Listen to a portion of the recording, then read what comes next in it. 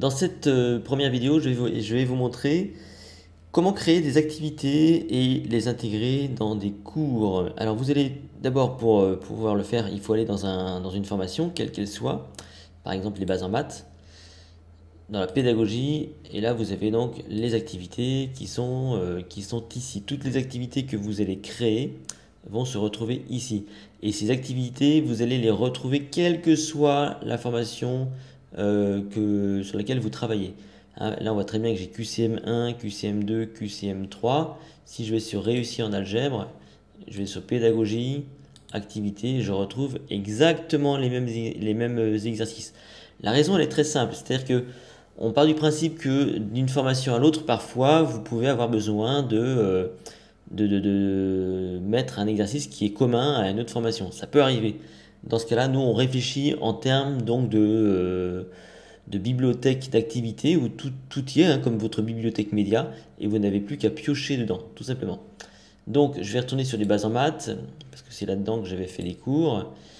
Et vous allez voir, c'est extrêmement simple. Vous avez plusieurs activités qui vous sont proposées. Et donc, à l'heure où je tourne ces vidéos, là, il n'y en a que 5, mais d'autres vont arriver.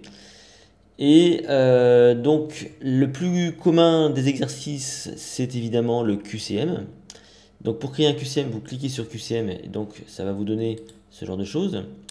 Où là, vous allez donc devoir renseigner le nom, mettre la description et donc l'objectif du QCM, hein, tout simplement. Et vous allez vous retrouver dans cette configuration-là. Vous allez donc une question 1. Eh bien, je vais mettre par exemple combien font, vu qu'on est en algèbre, combien font 1 plus 1.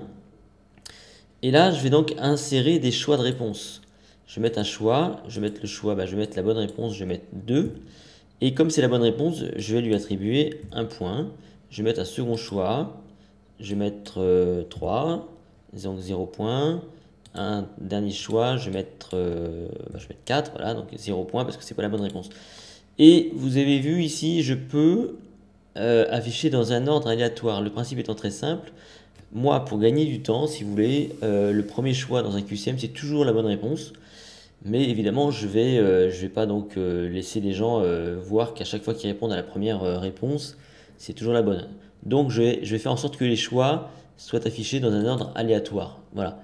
Donc, ça, c'est bon pour cette question-là. Je fais une deuxième question. Combien font 2 plus 2, par exemple? Voilà. Combien font 2 plus 2? Je vais mettre, bon pareil, les choix sont affichés dans un ordre aléatoire.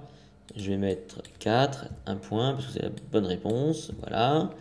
Je vais mettre un second choix. 3. Je vais mettre un second choix, un troisième choix. 1, voilà. Donc voilà, vous pouvez comme ça compléter votre QCM, vous enregistrer. Voilà, et vous pouvez tester l'activité tout de suite. Et là, vous l'avez sous les yeux. Donc, je vais mettre combien font 1 plus 1, donc ça fait 2. Combien font 2 plus 2, ça fait 4. Je corrige et j'ai bien 2 sur 2, c'est parfait. Remarquez au passage que je vais recharger la page. Comme j'ai mis dans un ordre aléatoire, voilà, là j'ai 4, 3, 2, là j'ai 3, 1, 4. Si je recharge la page, on voit tout de suite que voilà, hein, ça se recharge de façon aléatoire. Ce qui fait que comme ça, les gens peuvent recommencer à la limite le QCM jusqu'à ce qu'il soit parfaitement répondu. Voilà, ça c'était pour les QCM.